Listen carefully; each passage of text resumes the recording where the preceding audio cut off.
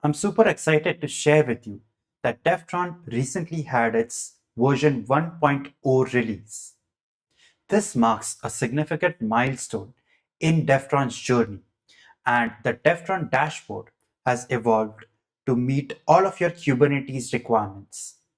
We've worked on a ton of features that are going to add value for your use cases and help you have an easier time while working with your Kubernetes clusters. In this video, I want to take you through a quick tour of Devtron, explore all of its different capabilities, explore different scenarios where Devtron can prove to be a great addition to your business use cases. Right here, I am within Devtron's Kubernetes Resource Browser, which lets me view all of the different Kubernetes clusters which are connected to my Devtron instance. What's new with the Resource Browser is that you can now compare two different Kubernetes clusters. The Compare Clusters feature lets you compare the Kubernetes resources running on two different clusters. Here you can see that I'm comparing the state of the default cluster with the resources in the preview cluster.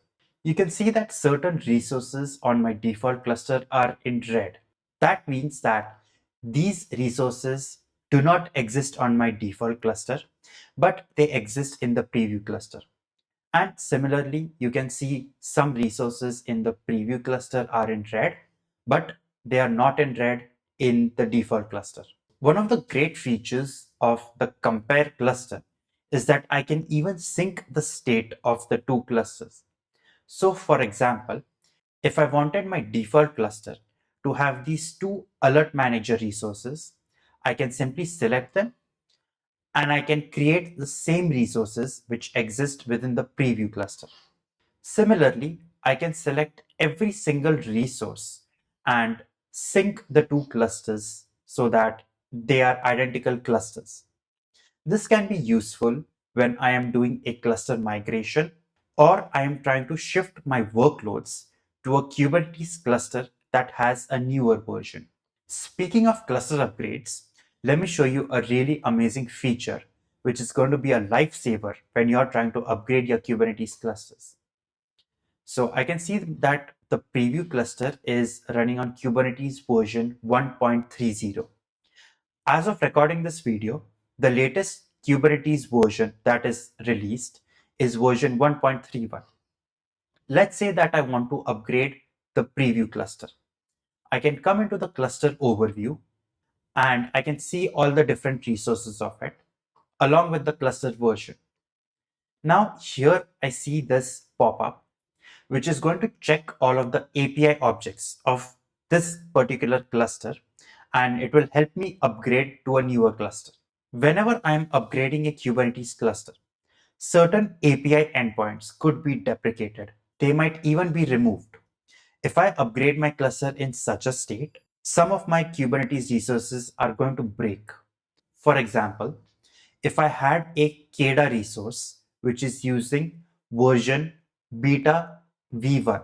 After upgrading the Kubernetes cluster, the KEDA version beta v1 is completely removed as an API endpoint and it is replaced with version v1.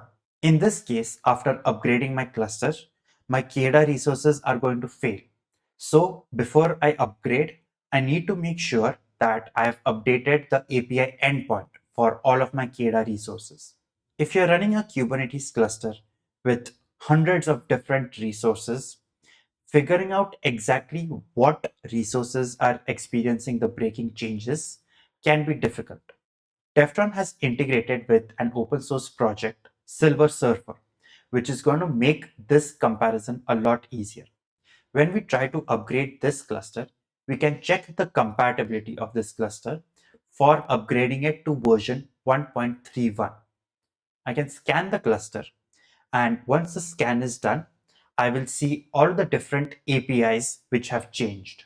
Now that the scanning is done, I can see all the different resources which have a new API version available. So here you can see that the Nginx resource is currently using this API version. and the latest available API version is v1.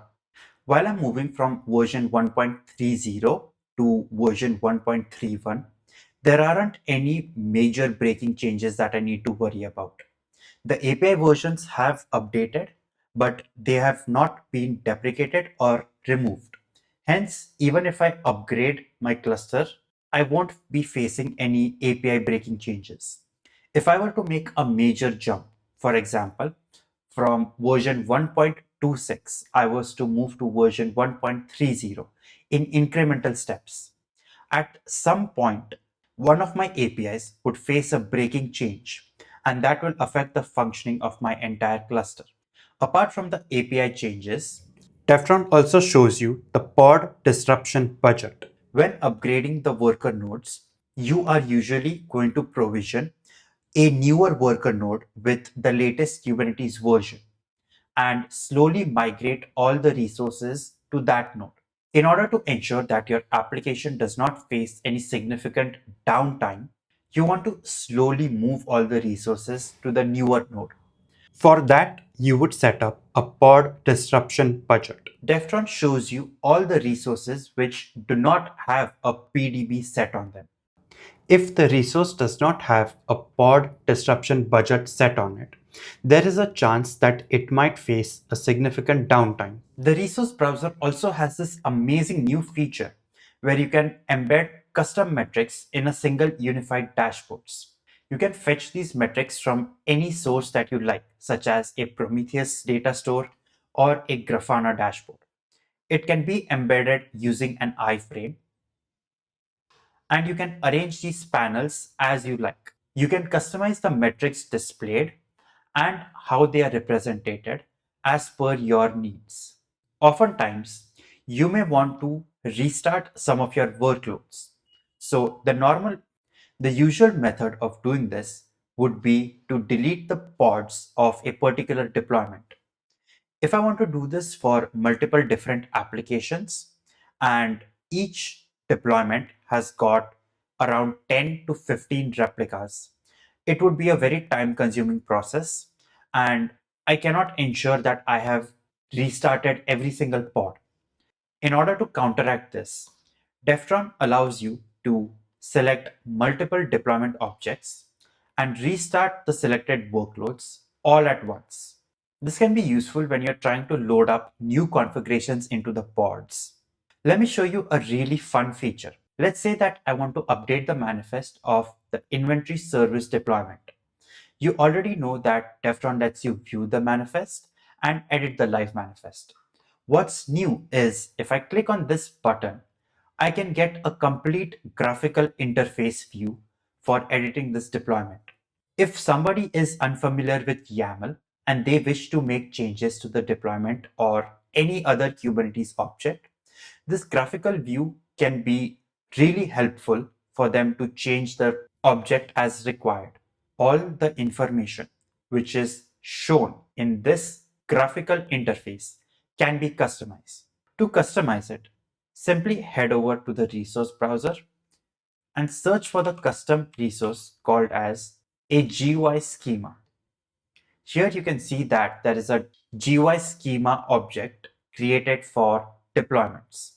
So if I check the manifest, I can see that this is being applied to all of the deployment objects, and these are all the different configurations that are being applied. Similar to this, I can create custom schemas for different objects, such as my replica sets, my persistent volume claims, config maps, and other type of resources. Similar to this GUI schema, Devtron also has something called as a lock schema. The lock schema is also a custom resource. The lock schema prevents anyone without admin permissions to update a particular field of an object. This particular lock schema is applied to the deployment object, and according to this custom object, you cannot change the number of replicas on the deployment object unless you are a super admin user. Since I am a super admin user, I will be able to change the number of replicas. But if my developer users who have limited access to the cluster try to change the number of replicas within any deployment object, they will not be able to do it. Kubernetes generates a lot of different events. Some can be warning events, some can be error events, and some are just normal events. In case of normal events, you don't really need to worry much. But when you have error events or any sort of warning events, you probably want to take certain actions to remediate the issue. Devtron has introduced a new feature called as Devtron Intelligence. It will scan the Kubernetes event and intelligently give you actionable steps as to what you can do for remediating the warning or error. So you can see that I have some insights into what is the possible issues that's causing this warning and some recommended solutions. If I know that certain events are going to occur in the cluster often and I don't want to manually intervene, I can set up Devtron's Resource Watcher.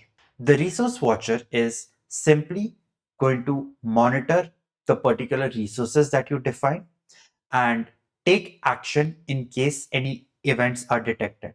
So, for example, this current watcher that has created is going to notify an admin user whenever a config map is deleted. If I open it, I can see that it's watching all of the different clusters that is connected to this Devtron namespace, and it's intercepting a delete change on any of the config map resources. I can define my condition by using CEL expressions.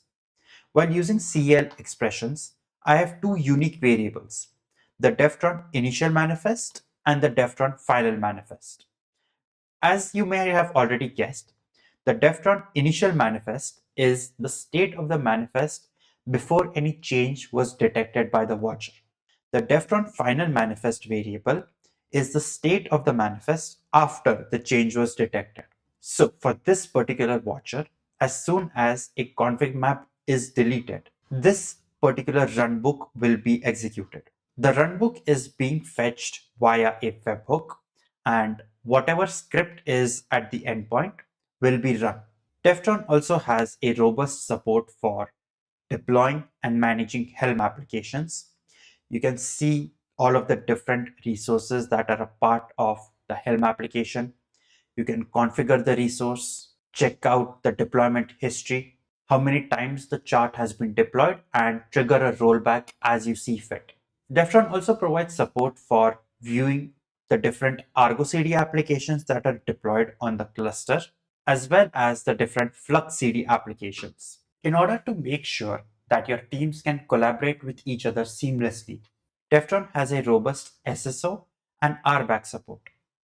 For setting up an SSO, we have a number of different providers. You can create permission groups for users that are supposed to have super admin permissions, users who you wish to give view all permissions, and you can also create custom permission groups such as a developers group which have access only to specific resources. You can fine grain the permissions based on the particular Helm application or particular Kubernetes resources across a particular cluster. In case you wish to give a particular user a time-limited access to your Devtron instance, Devtron also lets you give time-restricted access to certain users. So I can set how long do I want a particular user to have access to my Devtron instance, and once that time is over, they will lose access to this particular dashboard. This is useful when I want to collaborate with third-party agencies and I don't want them to have access to my Kubernetes resources after a certain point of time. With all these robust features, Devtron becomes the definitive Kubernetes dashboard, which helps you manage all of your Kubernetes resources, workloads, Helm charts, and gain visibility into your applications deployed with GitOps principles by Argo CD and Flux CD. With the robust SSO and RBAC capabilities, you also are able to collaborate with different teams. The different features such as cluster upgrades, cluster comparison are also quite useful, especially when you're dealing in a dynamic cloud environment where you need to create new Kubernetes clusters often and need to copy all of the workloads to them. I would urge you to give Devtron's Kubernetes dashboard a try. You can find the GitHub repository down in the description. And please join our Discord community and share your thoughts and help us shape the future of the project. Thank you for watching this video.